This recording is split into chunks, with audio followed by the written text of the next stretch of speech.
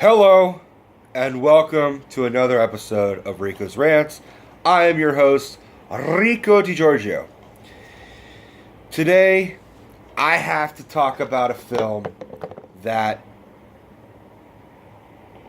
is very significant in my life because it's the first film that made me cry.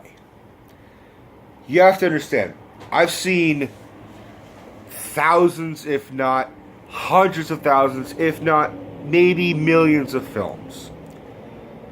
Big, huge movie nut. Been watching them forever. Never cried. I never cried during The Lion King when I was a kid. Never cried at Forrest Gump. Sure, I have been emotional and have welled up and have teared up, but never cried profusely. Until this one. Inside Out. Seriously. I'm 25. I think I saw this. I think I had just turned 25 or I was 24. So 24 years, never crying in a single film. Which is bizarre because I'm an emotional guy. I don't hold back my tears. I'm very much a firm believer that men cry, men show their feelings. I'm Italian. We wear our hearts, we have our hearts on our sleeves and everything. So it was actually very kind of surprising that I never did that. That I lived my life a little bit, suffered some from angst and loss and heartbreak and death and everything. Then this movie opened the floodgates. I cry at everything now. I cried during a scene in Insidious Part 3. There's an emotional part where it's like her mother helps her. Sappy shit like that in a horror film now makes me cry. And I'm okay with it. It's just surprising that it took a movie all about feelings to make me experience a really important feeling in a really great film. So, quick rundown. This is almost like... I remember seeing cartoons and comic strips like in The Far Side or just cartoon shows where it goes into the mind or the body of a protagonist and it shows like factory workers, like Osmosis Jones type of thing, where like we have characters in our bodies that make us do what we do and react to how we do things. Like, oh, pretty girl's talking to you. Let's type in what to say. Oh shit, that was wrong. Let's not say that. Delete. Oh god, now she's walking away. And that was always kind of interesting. I always loved that type of setup and that scenario. I always found it interesting. Like, factory workers are like pulling a chain for us to go to the bathroom. Like, alright, she's gonna blow!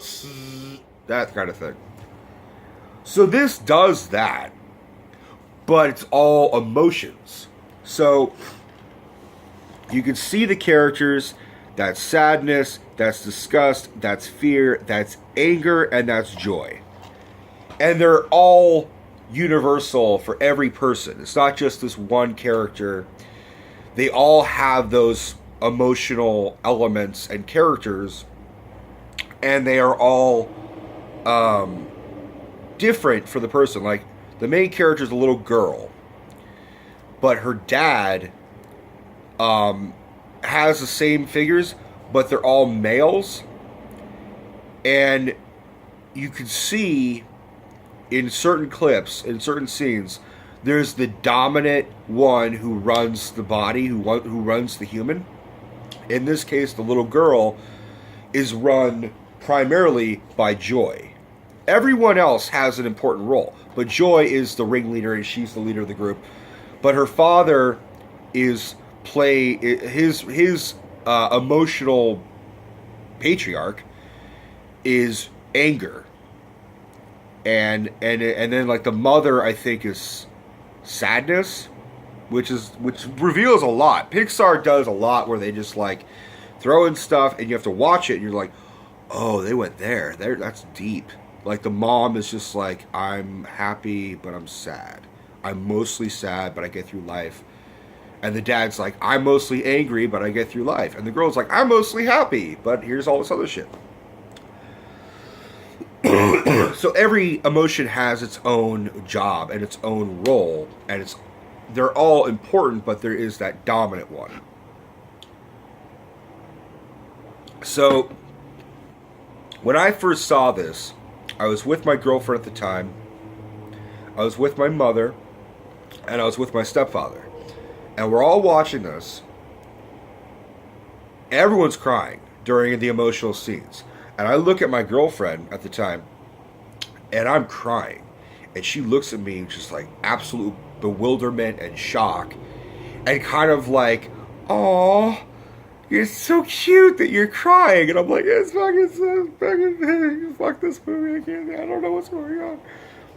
And I'll tell you, I will try to not spoil the film, because I firmly believe this is a film that everyone has to watch without knowing too much and experience it. It's very much gonna grab your heart and wring it out for you and stuff it back in and let you be like, oh, just deal with that heartbreak, deal with that emotion. There's, all I will say, what really made me cry, 2 words: Bing and bong. Bing bong. Bing bong made me cry. You'll watch it, you'll know what I'm talking about. Ah, fucking Bing bong. I'm already crying again.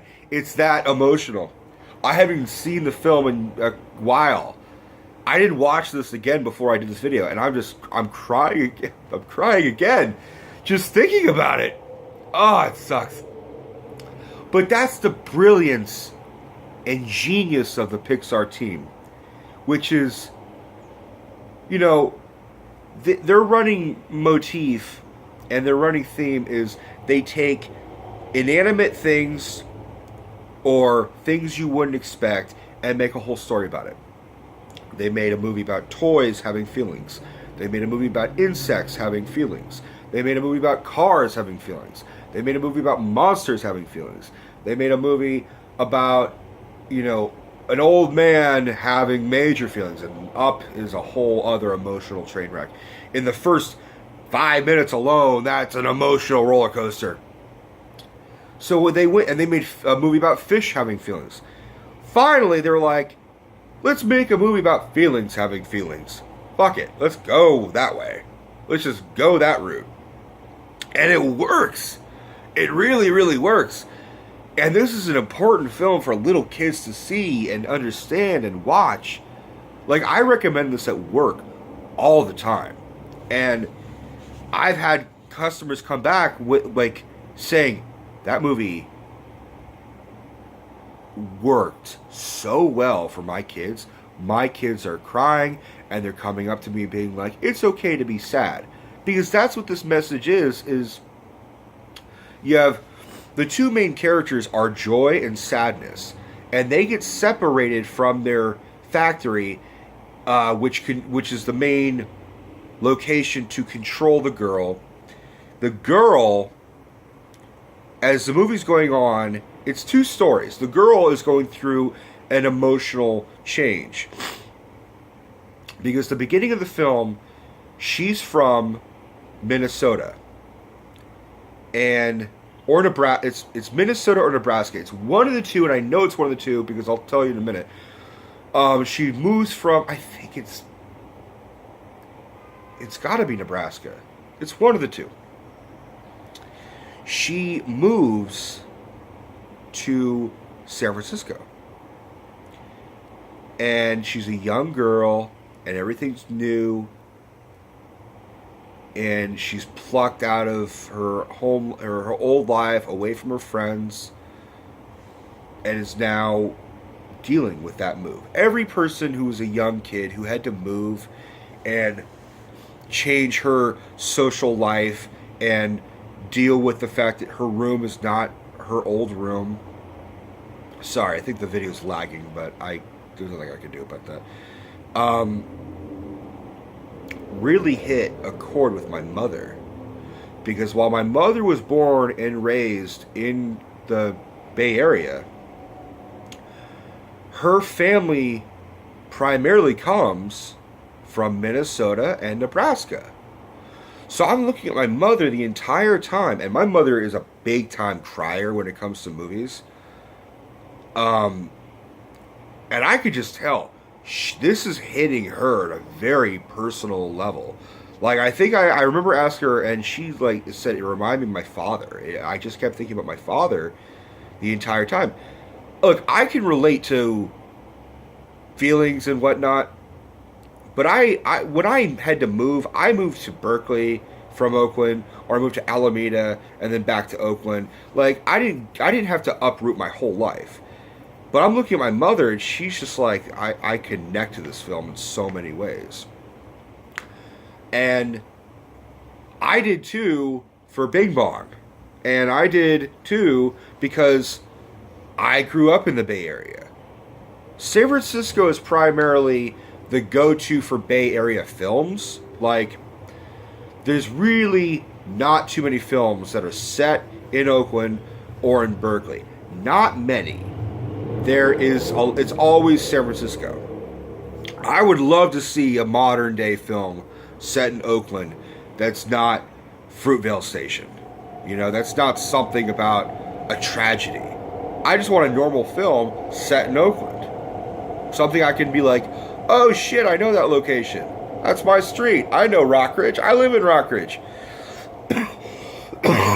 And the reason why I think they set it in San Francisco, one, because Pixar is based in Emeryville, which is literally from my door a stone toss away. Emeryville is about 5 to 10 minutes away. Pixar Studios, right there. And which is great because they could have easily gone to Hollywood and had their location there, or in New York, or wherever. But they're like, no, man, we started in Emeryville, we're staying in Emeryville. People come to us. We're important now. So, and they're always throwing in little peppers, clues and references to Emeryville and the Bay Area and Oakland and San Francisco. In The Incredibles, they're going down, there's this part where they're going down San Pablo Avenue. In Up, they talk about an ice cream shop called Fenton's. Fenton's is literally 3 blocks away down the street from where I work. And I'm going to talk about my job again for a minute because where I work is is the last video store basically in the Bay Area. It's called the Video Room. It's on Piedmont Avenue. Please come by and check it out. The director of this film, Pete Docter, and that's Doctor spelled Docter, so he's not an official doctor, but he's a doctor, comes to my store, and he comes in with his family.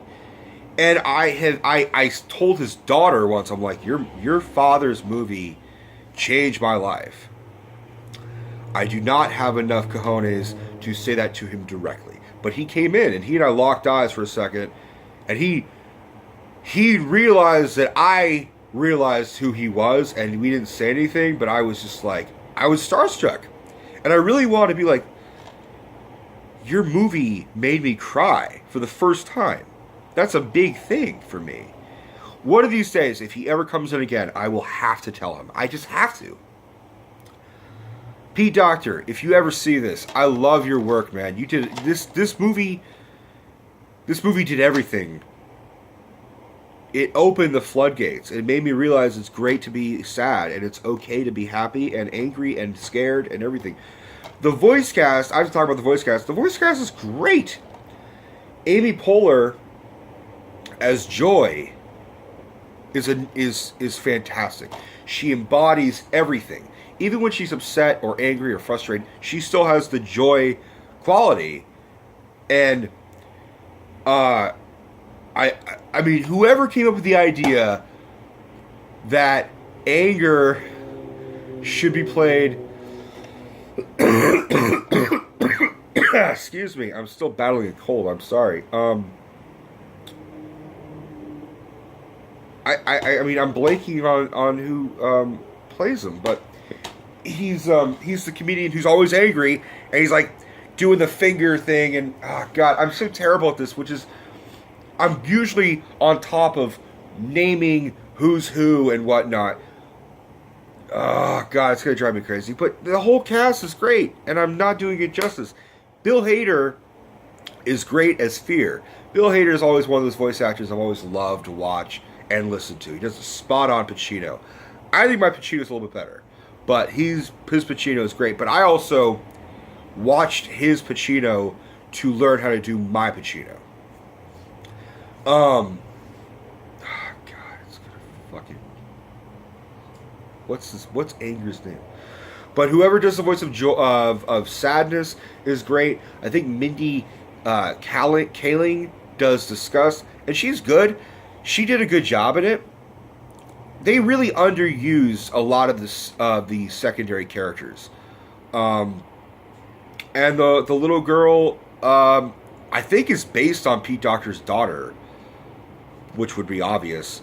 She's great in this. The whole cast is great. And it's all about growing up. It's all about learning to accept your emotions and to have mixed emotions. That not everything has to be black or white. Not everything has to be happy memories, sad memories, anger memories, or disgust memories, or fearful memories. You can have a melancholy memory. You can have, a memory that made you laugh but also pissed you off. It's very important for a young person to understand that, to go through life accepting each thing that life throws at you with mixed emotions. It's okay. And it's okay to accept loss. It's okay to accept fear. It's absolutely acceptable to be sad and to cry. Like I'm doing every time I watch this movie. Absolutely 100% 5-star rating. Absolutely. This is probably my favorite Pixar film.